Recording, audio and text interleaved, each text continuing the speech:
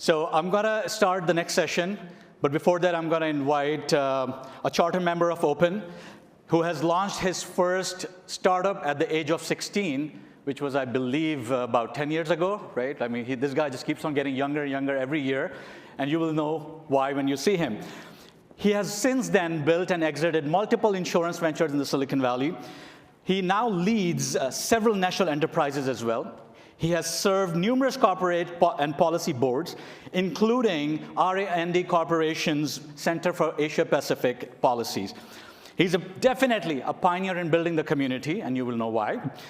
He has helped structure and launch leading institutions such as CARE, ING, PESA, TAI, Open, Friends of Lerms, TCF Silicon Valley chapter, Shaukat Khanum's first US fundraiser, the Imran Khan Earthquake Foundation, and not the least, ICC, which is the ICC Cricket Board of the USA.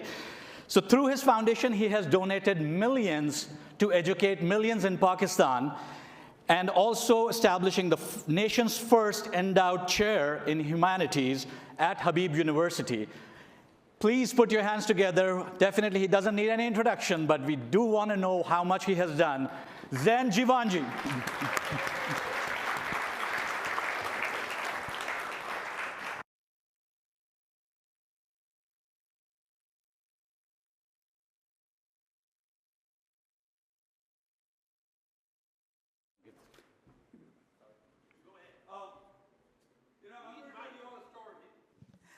Instead of giving a speech, I'm going to tell you a story. Story of a guy I've known for about 30 years, 27 years, 22 years, I don't know. Born in Karachi with nothing at all. Nothing but hope and a dream to change his own life. Didn't have any connections at all. He didn't know anyone. Didn't have any money, but he had a dream. That with hard work, dedication, and excellent execution, you can do anything you want and change the trajectory of his own life. But when he comes on the stage, you'll realize he's changed the trajectory of countless humans. This young man came to the USA, like most of us did, to the land of opportunity, as it continues to be the place where everybody can make it. Started in a lab, and guess what? Now sits on boardrooms in Silicon Valley. When you're sitting in a boardroom in Silicon Valley, it's not like sitting in a boardroom in New York or Manhattan or Chicago. It's Silicon Valley boardrooms, a powerhouse. To have him sit on that. This gentleman, when he moved first year, came to the US, started small, but he's kept a couple of things. And I've known him well enough to know that he's fit, he's agile, he sprints everywhere he goes, his mind is connected, and he's really kind at heart and humble like you'll ever meet anybody. I take the deepest pleasure of inviting my close friend, my mentor. He's much older than me. He's about 20 years older than me. And I'll call him on the stage, Raghav Hussain. And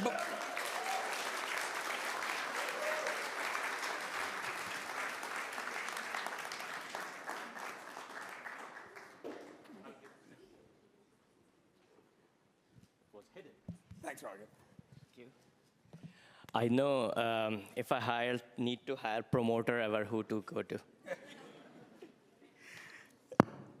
I've got, and you know, with Raghav, it's very natural. And I'm going to get my lines right here so that I make sure that I don't mess up, because he's so particular and he's so good.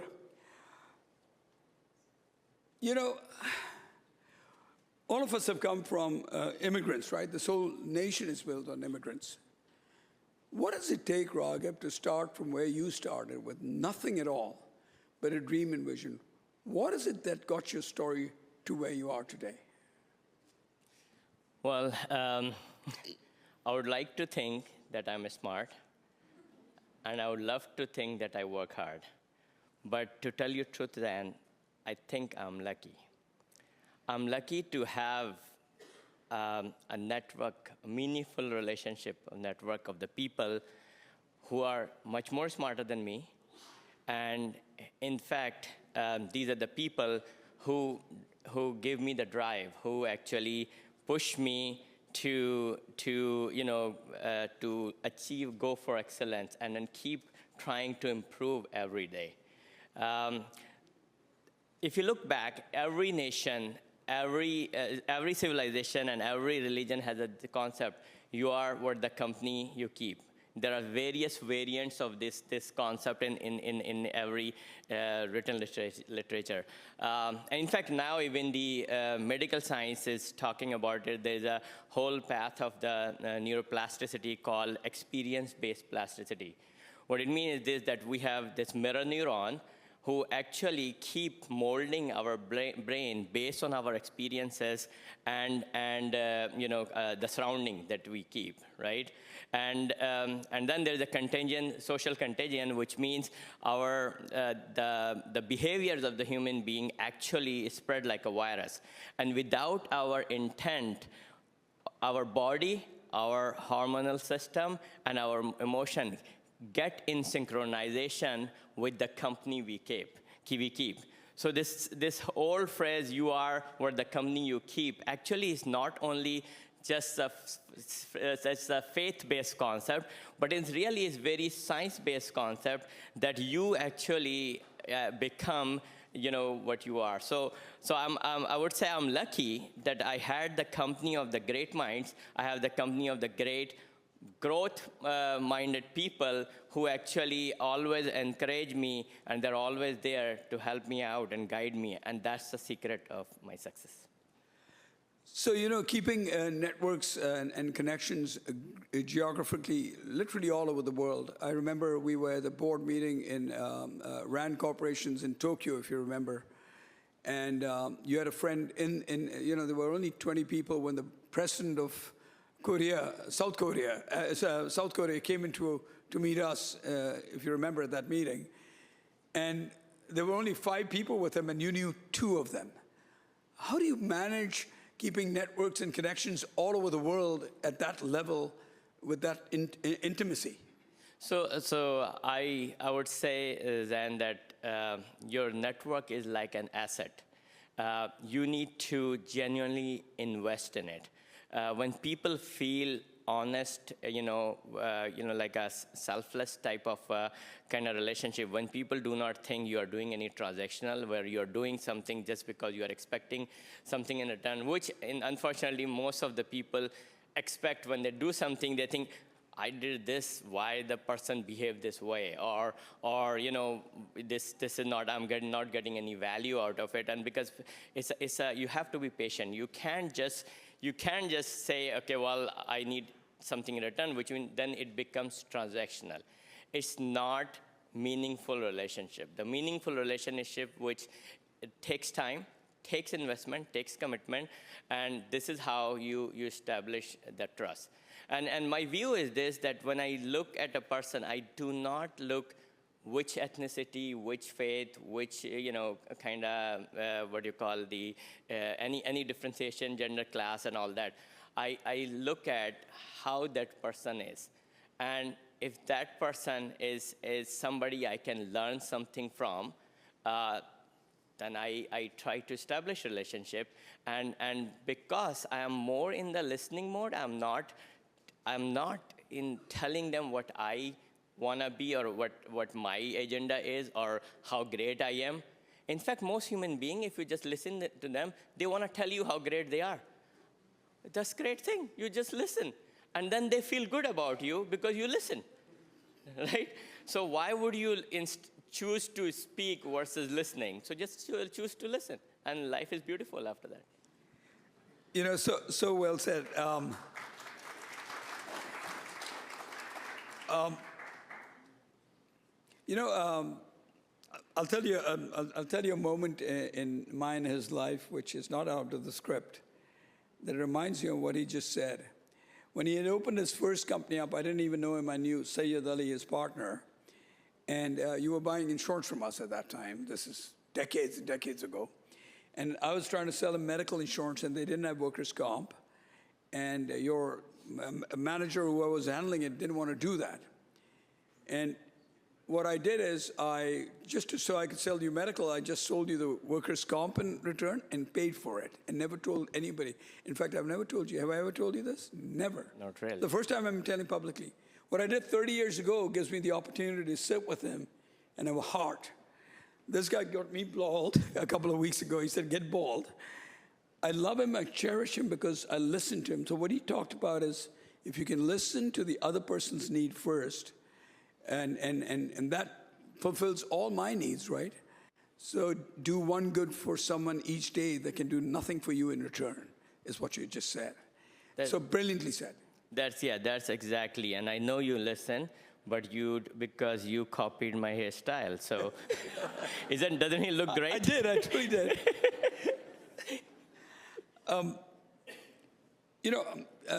Is there one pivotal point in your life that everything changed after that incident?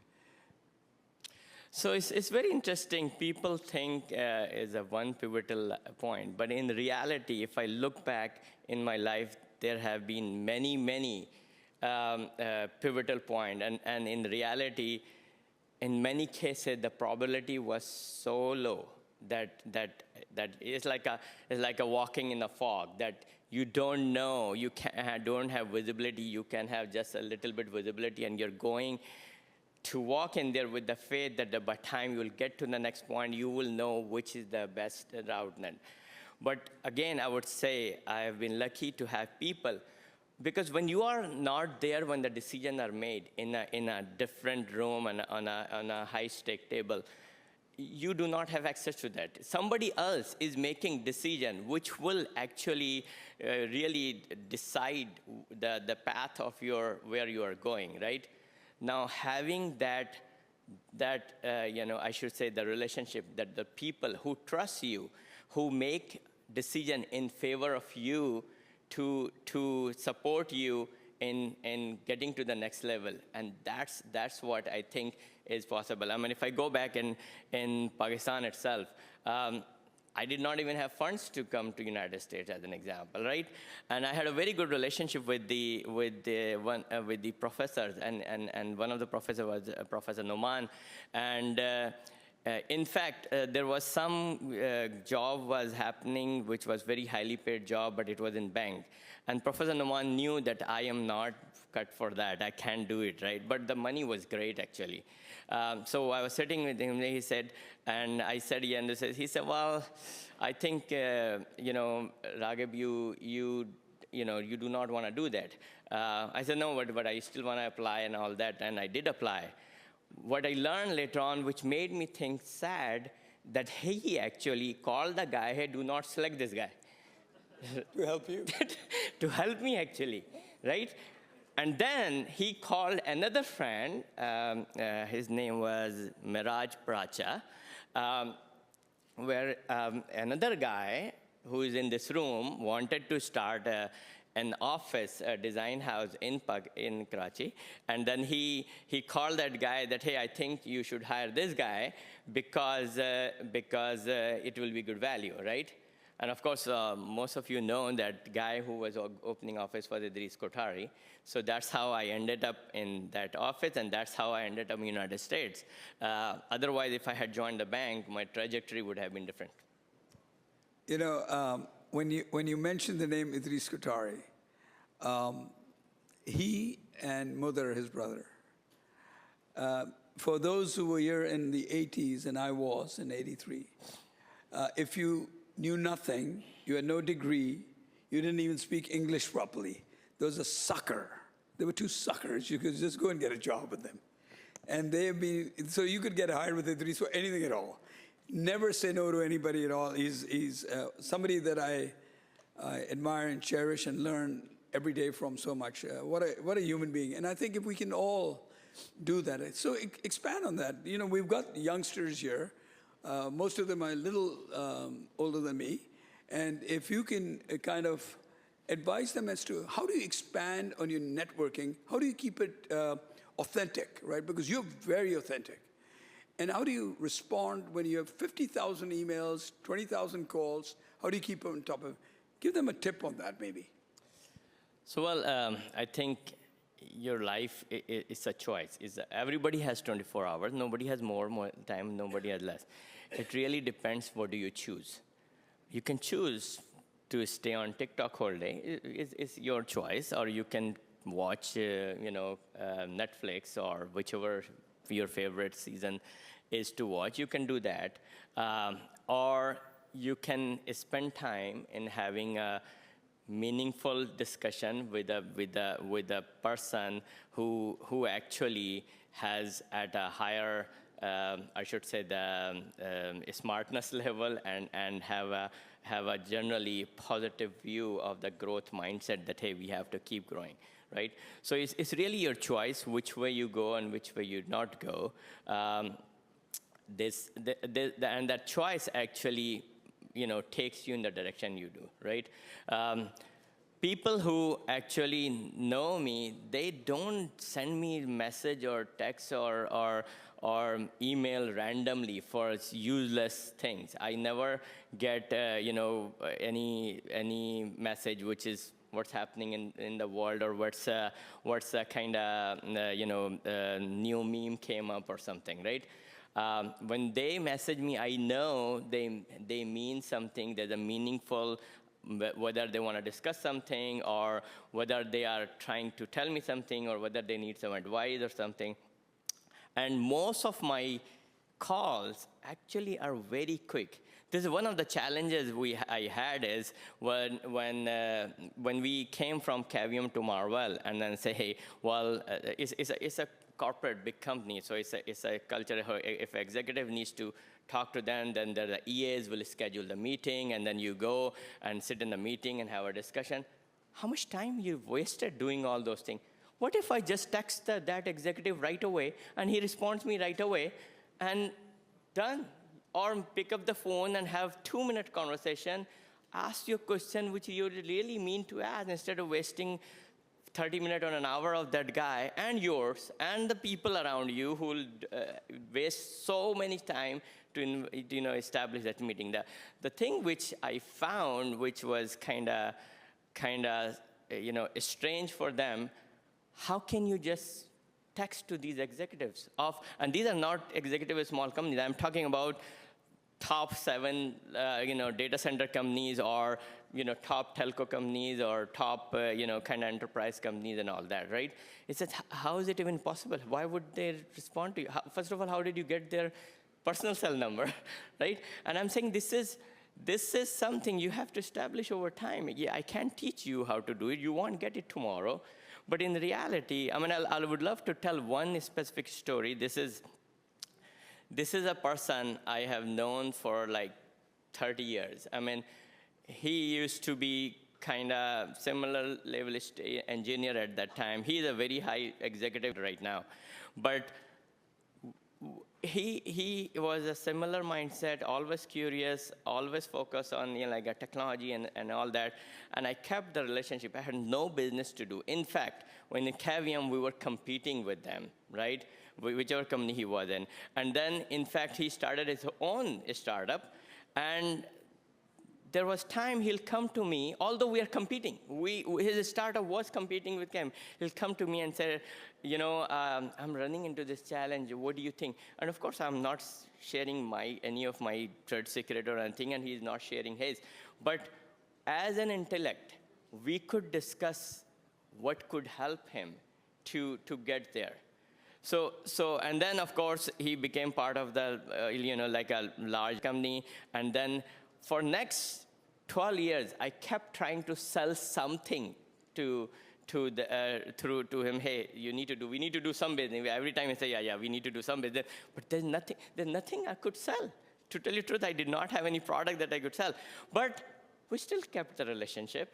And then a day came when we decided in Marvell to pivot, and then we did various investment, organic, inorganic, and we got a full portfolio. Guess what? That was the beauty. And these are the people that now I can get to the bottom line.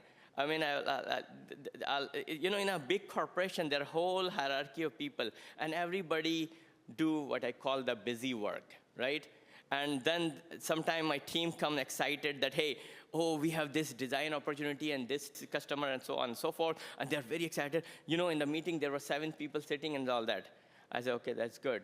And I text the guy, hey, is it serious or just trying to, kind of explore some more information or something? And the answer will be either, yes, it is serious, or it will be not serious. And this is the power you get through the relationship. And to tell you the truth, if you go and ask the management of Marvell, they will say that the biggest value I had, the biggest value I bring to the company is my network. And they will be willing to pay whatever it takes to get that network. That is the biggest value, right? So, and that doesn't happen overnight. It takes time. In this particular case, it took decades to get there. But I just wanted to share that example. Wow. It's so true. Networks, and then to maintain those networks and relationships over time, over the mountains and hurdles that you get into.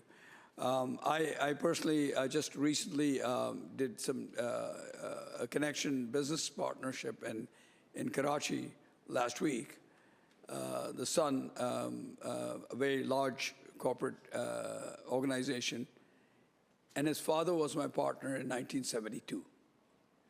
So if you keep relationships, and they were looking at several providers and different people that they want to grow this structure up in the Middle East, I think that relationship building, and if you can maintain it.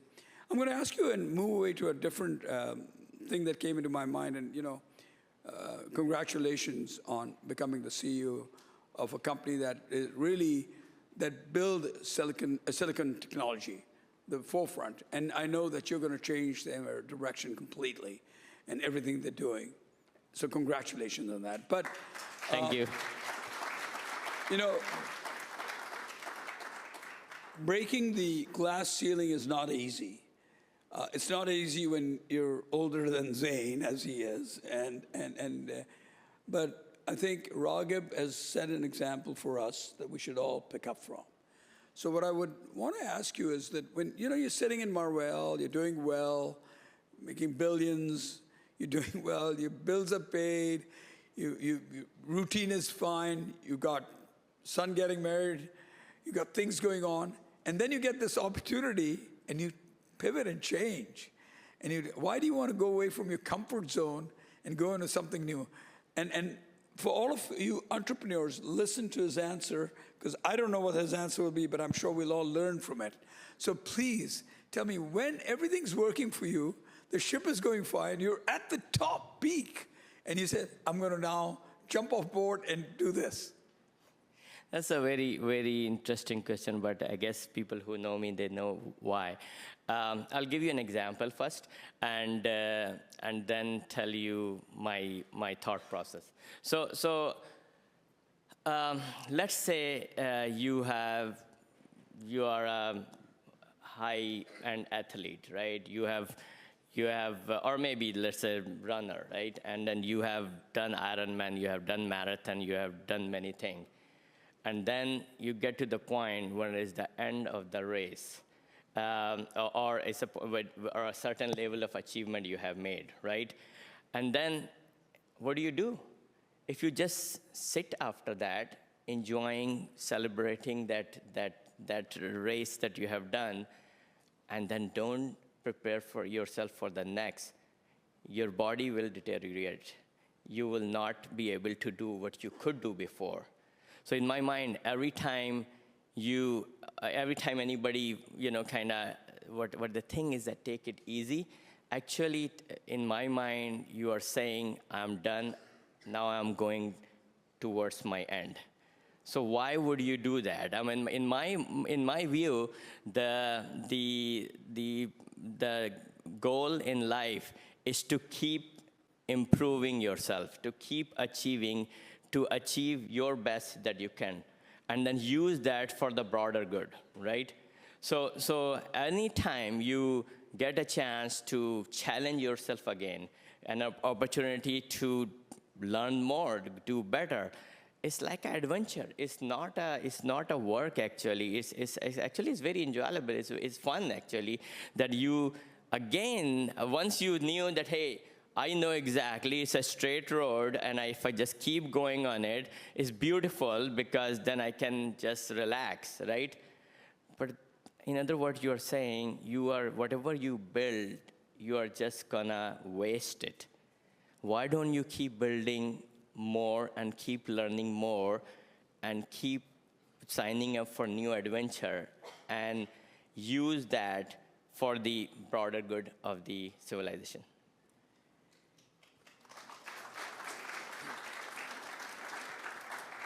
Thank you, Raghav. And in the end, the last final question is, when it's all over, and it's going to happen to all of us when you take a dust of sand and throw it in, and people are walking around, and they're putting you in the ground, and you're looking around, and there's all those people standing.